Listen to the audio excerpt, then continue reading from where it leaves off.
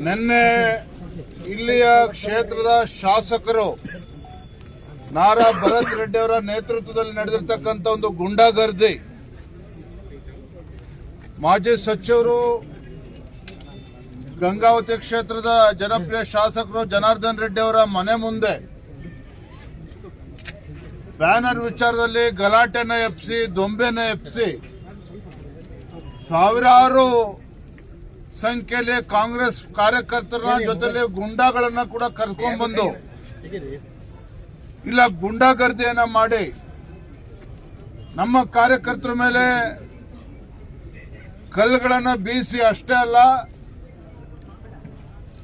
ಸತೀಶ್ ರೆಡ್ಡಿ ಅಂತಕ್ಕಂಥ ವ್ಯಕ್ತಿ ಖಾಸಗಿ ಗನ್ಮೆನ್ಗಳನ್ನು ಕೂಡ ಬಳಸಿಕೊಂಡು ಗುಂಡನ್ನು ಹಾರಿಸಿರುವಂತದ್ದು.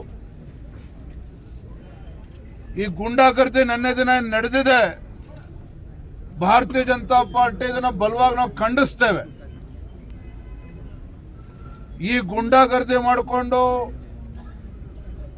ಜನಾರ್ದನ್ ರೆಡ್ಡಿ, ಶ್ರೀರಾಮುಲು ಅವ್ರನ್ನಾಗ್ಲಿ, ಆನಂದ್ ಸಿಂಗ್ ಅಥವಾ ನಮ್ಮ ಸೋಮಶೇಖರ್ ರೆಡ್ಡಿ ಅವ್ರನ್ನ, ನಮ್ಮ ಭಾರತೀಯ ಜನತಾ ಪಾರ್ಟಿಯ ಕಾರ್ಯಕರ್ತರನ್ನ ಹೆದರಿಸಬಹುದು ಅನ್ನುವ ಭ್ರಮೆನಲ್ಲಿ ಇವತ್ತೇನೋ ಕಾಂಗ್ರೆಸ್ ಪಕ್ಷದ ಶಾಸಕ ಅಥವಾ ಗುಂಡಾ ಶಾಸಕ ಏನು ವರ್ತನೆ ಮಾಡಿದ್ದಾರೆ.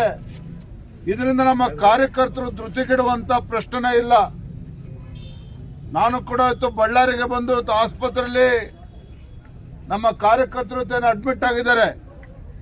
ನಿನ್ನೆಯ ಗುಂಡಾಗರ್ದಿನಲ್ಲಿ ಪೆಟ್ಟು ತಿಂದು ಆಸ್ಪತ್ರೆಯಲ್ಲಿ ಇವತ್ತು ಅಡ್ಮಿಟ್ ಆಗಿದ್ದಾರೆ. ಅವ್ರನ್ನ ಮಾತಾಡ್ಸ್ಕೊಂಡು ಇಲ್ಲಿ ಬಂದಿದ್ದೇನೆ.